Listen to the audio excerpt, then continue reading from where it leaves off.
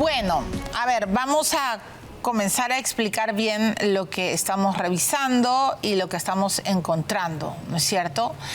El tema de los audios de los cuellos blancos sacudió y empapeló y puso en serios aprietos a muchos jueces, a mucha gente relacionada al Poder Judicial y a muchos fiscales. De hecho, uno de los fiscales que vio rodar su cabeza fue Chávarri.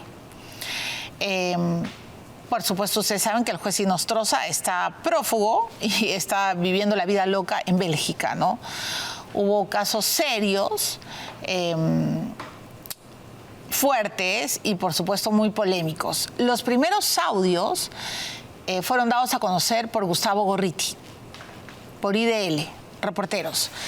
Según ha narrado Chávarri, fue el propio Pablo Sánchez quien le dio los audios a Gorriti, ¿correcto? Y luego empezó una sangría de audios, ¿no es cierto?, dosificados y dados a discreción. Muy bien, ese es el headline, el titular, lo que ustedes tienen que entender. Bien, cómo fue el tema de los cuellos blancos. Cuando el Ministerio Público tomó nota de esta noticia criminal, así llaman ellos a las denuncias que hacemos los periodistas, el fiscal Rurush fue a IDL y trató de recibir la información, ¿no es cierto?, de que le dispusieran voluntariamente los audios que tenían para, por supuesto, abrir investigación. Esa diligencia fue calificada como una violación a los derechos de la libertad de prensa, como una intromisión y un largo etcétera. El propio Rurush trató de explicar que él no estaba haciendo ninguna violación, ni mucho menos. El propio Carlos Rivera trató de calmar a Gorriti para que entendiera de que lo que Rurush estaba pidiendo era una exposición voluntaria de la documentación, ¿correcto? Entonces, yo recuerdo esos días en los que, claro, Gorriti fue con mucha gente de prensa, hizo una conferencia, en fin, se armó todo un enredo y, por supuesto, en varios momentos los periodistas pensamos que qué rayos le pasaba al Ministerio Público, ¿no? O sea, ¿por qué se entrometía en la profesión de los periodistas? Pero analizando bien los hechos, encontramos este video. Y en este video, el fiscal Rurush recibe una llamada de Pablo Sánchez en el que le dice que tiene que suspender la diligencia. ¿Correcto? ¿Por qué? Es la pregunta, porque Gustavo Gorriti se la pidió. El propio Gustavo Gorriti se lo dice al fiscal Rurush en una demostración de poder y un ego desbordado. Le dice, no, por supuesto, que incluso él había llamado a Pablo Sánchez. Entonces, en primer lugar, yo quiero que recordemos ese video que este programa lo puso a disposición de la audiencia. Un video que imagino fue puesto debajo de la alfombra, ¿no? Y que no fue analizado en su momento porque ustedes saben que Gorriti era un tótem, ¿no? Es un tótem para varios periodistas que no se atreven ni por asomo a dudar o a decir qué es lo que pasó. ¿Cómo un periodista va a poder impedir o va a poder influenciar en un fiscal de la Nación para que se suspenda una diligencia fiscal? Primero, recordemos este video. ¿Aló? Sí, 10 minutos, 15. Sí, dígame. Doctor, buenos días, ¿cómo está usted? Sí, efectivamente, doctor, por disposiciones de la Fiscalía Provincial estábamos llevando a cabo una diligencia de exhibición de documentos y posterior incautación de ser el caso. Sin perjuicio a ello, de un momento a otro ingresaron la prensa, entonces en este acto estamos suspendiendo la diligencia, doctor. Nosotros no estamos llevando a cabo ya nada. Claro, doctor. Aún así, en cumplimiento de lo establecido, nosotros estamos suspendiendo la diligencia, doctor. Bueno, entonces entra Rurush, ¿no es cierto?, En ese momento estaba el doctor Carlos Rivera, creo que también estaba Glatzer Tuesta. Está sentado, ¿no, Glatzer? Ok. Y entonces, claro, se ve como Rurush recibe la llamada de Pablo Sánchez y en efecto suspende la diligencia, ¿no? Pablo Sánchez era amigo, según Villanueva, pinky friend de Gustavo Gorriti. Según Jaime Villanueva, fue el propio Gustavo Gorriti que, de acuerdo a sus conocimientos y a la información que él tenía de Brasil, el que más o menos le pintó la cancha o le habría sugerido, todo en condicional, porque nada está corroborado, pero eso es lo que cuenta Jaime Villanueva, de cómo se tenía que conformar un equipo especial para que investigara bien todo lo de Lavallato, o Lavajato, como ustedes quieran decir. El punto grave es que tantos años después no tenemos a ningún pez gordo preso con sentencia por Lavallato. Y la procuradora Silvana Carrión puede hacer el roadshow mediático que quiera, en serio, pero para mí es una ineficiente absoluta. Aunque algunos quieran hoy día decirle, Dios mío, qué impecable es la procuradora Carrión. La procuradora Carrión no ha empujado ni ha puesto el grito en el cielo cuando el mismo abogado Silva ayer nos ha contado de que no existe colaboración eficaz judicializada de Leao Piñeiro sobre Susana Villarán. Así que, procuradora Silvana Carrión, me encanta su roadshow mediático, como está dando entrevistas a todo el mundo que no le repregunta. Ojalá y nos diera una entrevista, pero sabemos que estamos vetados por usted, por Rafael Vela y por todo, y por supuesto por José Domingo Pérez. Entonces, ¿por qué a mí me preocupa tanto esto? De verdad, sinceramente, porque a estas alturas del partido, si ustedes me piden mi opinión, yo no creo en nadie del Ministerio Público que esté arriba, y hoy día lo voy a demostrar. Y además, el señor Gustavo Gorriti, que en un primer momento nos contó a todos la náusea de Lavallato, la náusea, porque es un vómito negro, nos contó a todos la náusea de los cuellos blancos, ha demostrado con el tiempo que con mis amigos no me meto y con mis enemigos los guillotino. Y así no es, pues. Un periodista tiene que o guillotina a todos, porque en verdad es un justiciero y porque de verdad se debe a su público y a la audiencia, o mejor que salga y diga, yo solo me voy a meter con los que me conviene. Y con mis amigos mejor me voy a quedar callado. Por eso yo les he dicho que yo antes respetaba al señor Gorriti, pero que después me empezó a hacer mucho ruido el hecho de que fuera casi el pinky friend, el pinky cerebro, el publicista de Odebrecht y de Rafael Vela. O sea, el día que Gustavo Gorriti le dijo a René Gastelumendi y René Gastelumendi ni siquiera lo contradijo, cuando él dijo de que Odebrecht era una empresa que se estaba reformando y que iba a cantar todo y los codinomes y bla, bla, bla, bla, yo dije, no, aquí esto es demasiado. Y René Gastelumendi hoy se está lavando la cara en Twitter. Y está tuiteando y diciendo sí, que Susana Villarán es una corrupta y todo. Pero cuando lo entrevistó a este sujeto, ni siquiera le repreguntó cómo era posible que él pensara eso, por ejemplo, con un acuerdo lesivo. Porque el acuerdo con Odebrecht ha sido lesivo, ha sido una traición contra todos nosotros. Entonces, ¿qué pasó? Que cuando descubrimos este video, por supuesto, que dijimos hay que presentarlo. Y a mí me advirtieron, se los juro por Dios, Milagros, no te metas con Gorriti. Gorriti te va a dar el vuelto, te va a matar. Gorriti me ha dedicado uno de los artículos más infames y además más insultadores, si existiría esa palabra, no lo sé, pero uno de los, no, o sea, él cree que esto, pues, este canal es, como él dice, ¿no? No voy a repetir lo que él dice porque me parece hasta, en fin, que quiera creer lo que él quiera, pero a mí, hasta en francés y de manera muy guachafa, me ha insultado. No me importa, porque lo que yo estoy tratando de descubrir es la verdad. Y hoy su abogado ha demostrado que yo no soy difamadora. Así que, Rosita Palacios, Gustavito Gorriti, escuchen lo que dice Carlos Rivera. Muy bien el reportero de Exitosa. Le agradezco. Eso es ser periodista. Por favor, me tienen que recordar el nombre de este joven periodista, a quien no lo conozco, pero desde esta humilde tribuna lo felicito, porque eso es lo que hace un periodista. A ver, Carlos Rivera, el doctor Carlos Rivera, a quien yo también respeto, no nos puede tomar el pelo.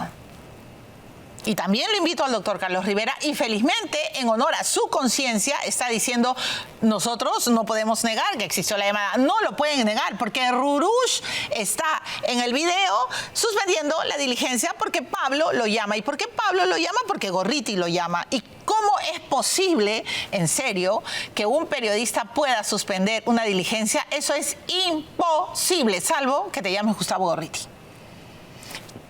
Pero también me dirán, ¿pero cómo lo entendemos? Bueno, lo entendemos ahora por toda la narración de Jaime Villanueva. Entonces, le creemos a Jaime Villanueva cuando guillotina a Patricia Benavides, pero no le creemos nada cuando guillotina a Pablo Sánchez, a Rafael Vela, a José Domingo Pérez y a Gustavo Gorriti. Ahí no le creemos. Por favor, Rolo, ¿cómo se llama? Pedro Paredes. Pedro Paredes trabaja en Exitosa. Pedro, sigue dudando. Eres mucho más joven que yo. Y tienes una buena plataforma donde muchos personajes sí acceden a ser entrevistados. Aquí, en esta mesa, estamos vetados por varios. Pero bien, Pedro, bien, Karina Noboa, porque así tiene que ser el periodismo. O sea, doctor Carlos Rivera, no puede, denos una explicación seria, como un periodista y como un fiscal de la nación puede atreverse a llamar a otro fiscal que es autónomo en su investigación y cómo puede suspender una diligencia. Imposible, imposible. Tan imposible es que el propio Carlos Rivera en ese video trata de calmar a Gorriti. Pero Gorriti llega, pues, por supuesto, haciendo la parafernalia y todo lo demás, todo lo que ustedes saben. Llega con una sonriente Palacios y llega con varios periodistas y empieza a decir lo que dice. Entonces, por favor, cómo me hubiera encantado tener el poder de Gorriti. Me he prometido nunca contar, pero no sé si algún día lo contaré. Creo que hoy día no es el momento. Pero algún día voy a contar cómo me hubiera encantado tener tu poder, Gorriti. No lo tengo y no lo quiero. Me asusta tu poder. Pero sigamos. Entonces, punto 1, me alegra muchísimo que el doctor Rivera, en honor a su conciencia, le explique al mundo entero que este no es un programa de difamadores, para empezar. Pero ese video existía. Nadie lo usaba, ni lo investigaba, ni lo quería poner sobre la mesa porque todo el mundo le tiembla a IDL y todo el mundo le tiembla a Gorriti. Bueno, y también hoy día le tiemblan mucho a Marita Barreto, que supuestamente es la fiscal más poderosa, más que Villena hoy en la Fiscalía. Eso dicen. Permítanme dudarlo. ¿El fiscal Villena está en una franca decepción? Sí, claro que sí. Se inhibe para investigar a Pablo Sánchez, ¿no? Jaime Villanueva decía que Gorriti no lo iba a dejar ser fiscal de la Nación, sabe Dios por qué. Pero yo he recorrido mis pasos sobre Marita Barreto. Y aquí quiero hacer un disclaimer, porque creo que es importante que la audiencia entienda de qué voy a hablar. Miren, hace muchísimo tiempo, yo trabajé en Canal N. Hice un programa que se llamó No culpes a la noche. Ese programa era a las 11 de la noche, era un late show, y yo hacía lo que más me gusta, entrevistar. Pero no era político y no era de denuncias. La culpa de que yo me haya metido en las denuncias, en la política, en la fiscalía, etcétera, la tiene Jaime Althaus. Porque yo un día vi cómo Jaime Althaus decía en su programa que me precedía a las 8 o 9 de la noche, creo que tenía Jaime Althaus la hora N, a las 9 me parece, es que tengo que explicarlo, Rolo. Rolo me dice, por favor, ya, es mi gran problema que yo soy periodista de prensa escrita, entonces doy los contextos. En la pantalla se veía que la hija de Nolasco denunciaba que habían matado a Nolasco. Y decía que César Álvarez, el gobernador de Ancash, era un monstruo de 4 cabezas, ¿no? Luego me lo dijo a mí. Entonces yo miraba eso y decía, ¿pero qué es esto? ¿Qué ha pasado? ¿No? ¿Dónde estaba yo? Me pregunté a mí misma como periodista, ¿dónde estaba yo? Esta pobre muchacha ha perdido a su padre. Y entonces, claro, llamé a la hija de Nolasco y, en fin, entonces es una historia larga y otro día se las cuento. Y eso, la centralita, me llevó a Belaún del Ocio. Otro día les voy a contar, les prometo, un día les voy a contar cómo llegué. Pero en el antes, fueron unos señores víctimas de Orellana al canal. Me empezaron a buscar. Y yo no sabía quién era Orellana. Porque yo estaba siempre dedicada a la entrevista de perfil. Yo no sabía quién rayos era Rodolfo Orellana. Pero un chico que se llamaba Giovanni Paredes, que era el dueño del camal de Yerbateros, lo acusaba de haberse apropiado ilícitamente del camal, ¿correcto? Pero además, se los juro, a más de 100 personas acusaban a Orellana de ser cabecilla de una red de estafa. Se había apropiado de sus terrenos, había logrado con jueces, con fiscales, entrar en registros públicos y le acusaban de, no saben, era un monstruo. Y en la fiscalía llegó a decir que él llegó a acumular como 100 millones haciendo trampa, ¿correcto? En esa época solo Caretas y Roxana Cueva, Caretas le había dedicado muchos reportajes a Orellana y y me acuerdo que Roxana Cueva unos cuantos en Panorama. Y entonces yo dije, ¿quiénes son estos, no?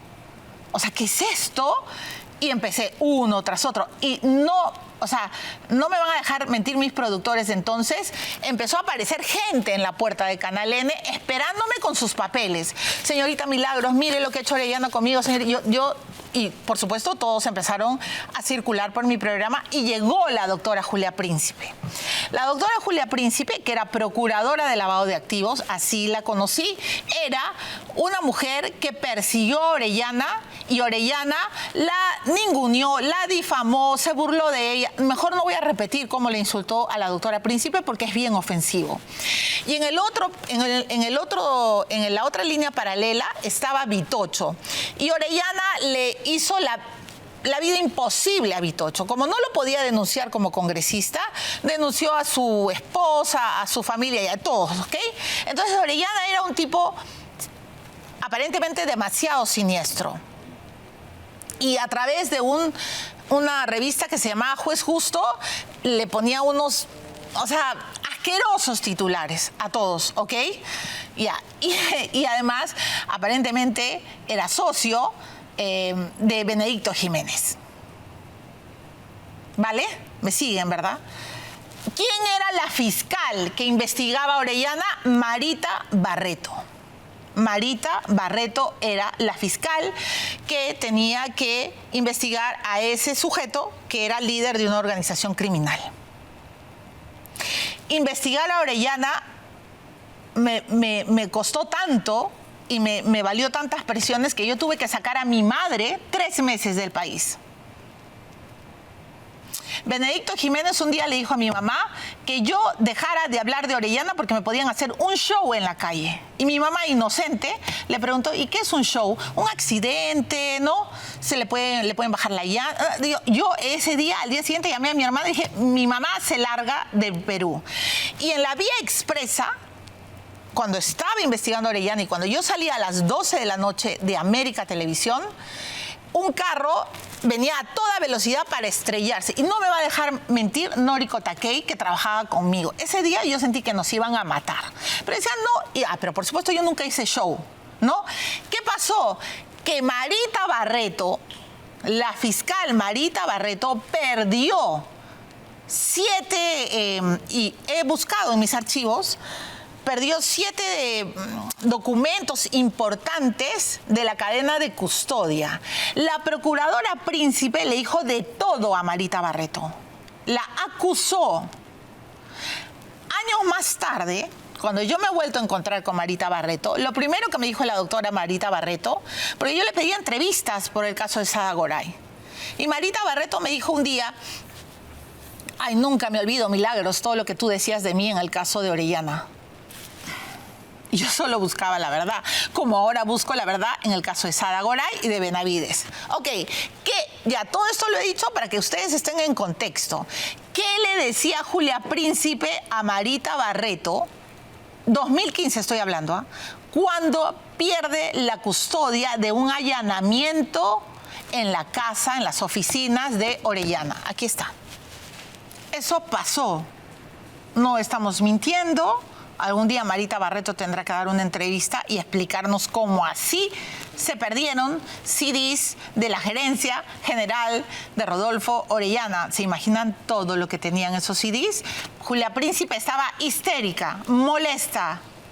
¿Y qué pidió Julia Príncipe? Que sacaran a Barreto de la investigación de Orellana. La doctora Príncipe, que hoy día sabe Dios dónde está porque la ando buscando, ella, que era la procuradora de lavado de activos, una mujer muy valiente, pidió la exclusión de Barreto. ¿Y qué dijo? Bueno, que ella no podía seguir en el cargo, dijo que eran graves irregularidades, se lo pidió a Pablo Sánchez Velarde. El 28 de enero del 2015 dijo que se disponga la exclusión de la fiscal Marita Barreto del caso 24-2014, investigación preparatoria seguida contra Rodolfo Orellana y otros por la presunta comisión de delito de activos, ¿no es cierto? ¿Y a qué se refería? A las irregularidades ocurridas en la referida investigación son mucho más graves de lo que se ha dado a conocer públicamente y que sería de exclusiva responsabilidad de Barreto como directora de la investigación, quien ha tratado de minimizar lo sucedido según las declaraciones que dio a Perú 21. Y entonces, pone, ¿no?, de conocimiento que son 7 muestras las que han sido sustraídas, 14, 15, 16, 17, 18, 19 y 20, llamándonos poderosamente la atención que todas corresponden a evidencias recogidas en ambientes exclusivos de Rodolfo Orellana Rengifo, según las actas de incautación. Se adjunta copia del mencionado oficio y de sus anexos. Ok, entonces se le inició pues una investigación a la señora Marita Barreto. Se le inició. Marita Barreto, por supuesto, respondió. Dijo esto es en el diario La República, el 31 de enero del 2015, Barreto respondió que yo misma he denunciado y reclamado que se investigue la pérdida de las muestras apenas se detectó su falta el 2 de julio. Pero ¿cómo se podía desaparecer? Pues eso es lo que yo decía en ese tiempo y lo sigo preguntando ahora porque he vuelto a mis archivos y he vuelto a estudiar el caso. Pero bueno, ella dijo que lo había denunciado. Julia Príncipe se molestó muchísimo y entonces el 25 de marzo, escúchenlo bien, el 25 de marzo, Marita Barreto es separada del caso Orellana. ¿Ok? La Fiscalía Superior, esto, ya la historia es, en serio, es como un copy-paste de lo que ha pasado hoy con Benavides. Y tiene mucha razón Uceda y Miguel Ramírez en escribir lo que han escrito. Hemos vuelto a los archivos porque hemos querido entender de qué están hablando. La fiscal superior de lavado de activos, Janet Roller Rodríguez, ella fue la que decidió separar a la fiscal Marita Barreto de las investigaciones contra la red criminal de Rodolfo Orellana. Perdón, estoy tapando mi micro. Pero ¿qué pasó? Que en una entrevista que da Janet Roller, la fiscal, que sabe Dios dónde está también y ojalá nos diera otra entrevista, dijo que cuando ella le notificaba, cuando le quería notificar la exclusión del caso de Rodolfo Orellana, ella no le mandaba y no estaba Marita Barreto en su oficina. Le volvía a mandar por segunda vez, no estaba. Por tercera vez, estaba de licencia. ¿Ok? Y ella lo cuenta en una entrevista. Ella dice que sí, Barreto sí fue notificada, que se la mandó 3 veces. De hecho, mostró al portal La Mula la copia de la cédula de notificación que da cuenta de lo que ella había hecho, ¿no es cierto? Pero ¿qué pasa después de eso?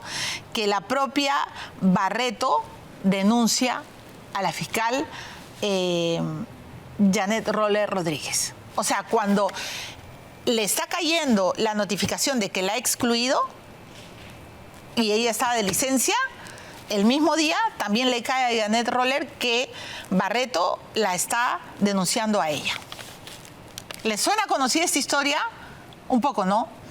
Ya, y cuando se atreve la otra fiscal, Delia Espinosa, ¿qué hacen? ¿De qué la acusan? ¿De qué la acusan? ¿De casi ser un cuello blanco o no? ¿Y qué hace Pablo Sánchez?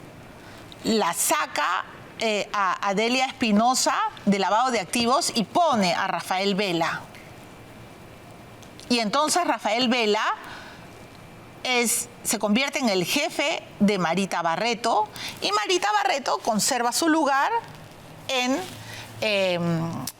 el equipo que lideraba el caso Orellana. ¿Les suena conocido? ¿Por qué entonces? ¿Y con la venia de quién? De Pablo Sánchez. ¿Qué es lo que hace Pablo Sánchez cuando se convierte en fiscal interino? Cuando le cortan la cabeza a Patricia Benavides, ¿qué es lo único que hace? Estando enfermo, según él. ¿Qué es lo único que hace? Porque él dice, no, yo no puedo asumir la Fiscalía de la Nación, soy el más antiguo y pero no puedo por salud. ¿Pero qué es lo único que hace? Devuelve a Barreto, ¿a dónde? A EFICOP. ¿O no? ¿No se acuerdan? Yo sí me acuerdo. Pero hoy día, Delia Espinosa debe odiar, no sé, pero ¿qué pensará hoy día de Marita Barreto si Marita Barreto la denunció a ella? Y ahora las dos están amarradas por un hombre. ¿Por quién? Por Jaime Villanueva. ¿Y qué sale a decir Marita Barreto? ¿Se acuerdan cuando Marita Barreto dice, ay, por favor, Jaime Villanueva puede ser que esté mintiendo, ¿no? Puede ser que no todo sea verdad, ¿no? ¿No es cierto? ¿Y a quién blinda o a quién trata de defender? A su amigo Rafael Vela. ¿O no? ¿Y por qué trata de defender a Rafael Vela? Porque fue su jefe. ¿Y cuándo fue su jefe? Cuando le sacaron a Delia Espinosa y antes le sacaron a Roller. O sea, esto le suena conocido. O sea que Marita Barreto, para quedarte, siempre denuncias. ¿Cómo es la nuez? Estoy preguntando, doctora Marita Barreto. ¿Qué dijo? ¿Qué más dijo Julia Príncipe? Es bien interesante. Aquí está. O sea, pidió licencia para que Roller, para no recibir el documento de la fiscal superior de lavado de activos, Janet Roller, que había decidido separarla. ¿Están entendiendo, verdad? Y la fiscal Barreto luego pidió la inhibición de Roller porque, entre otras cosas, dijo que ella había archivado un caso referido a la Fundación por los Niños del Perú y a un presunto testaferro de Orellana. Roller se defendió con todo, dijo que sus 22 años de permanencia en el Ministerio Público no los iba a manchar Marita Barreto y se defendió. Delia Espinosa también se defendió y ahora Delia Espinosa es fiscal suprema. Y Delia Espinosa, evidentemente, imagino, quiere ser fiscal de la Nación. Pero el pasado las tiene encontradas y el presente también, porque Delia Espinosa y hoy día Marita Barreto están cruzadas por Jaime Villanueva.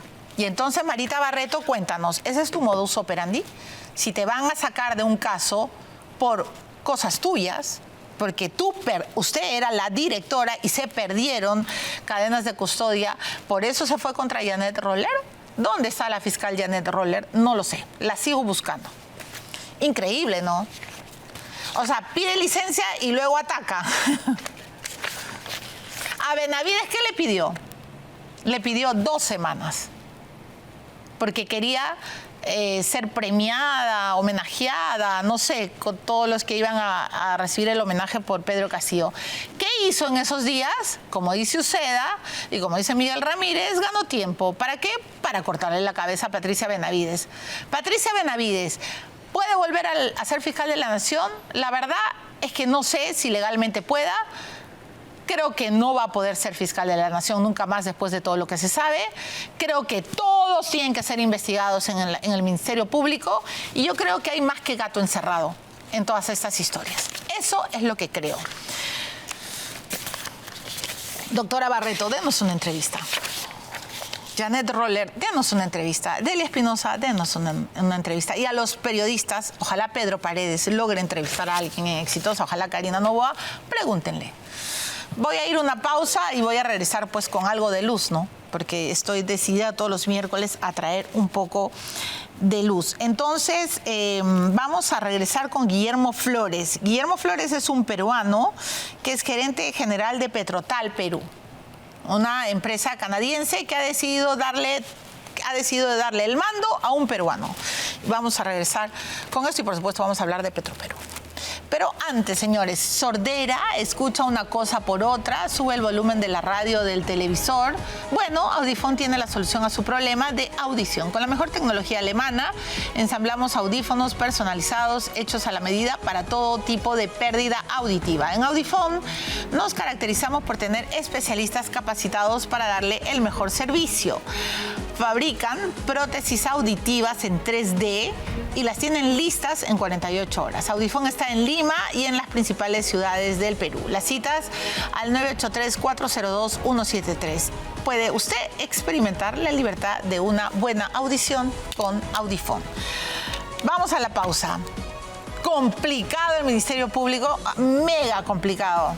Pero les voy a contar todo hasta que tenga fuerzas y hasta que...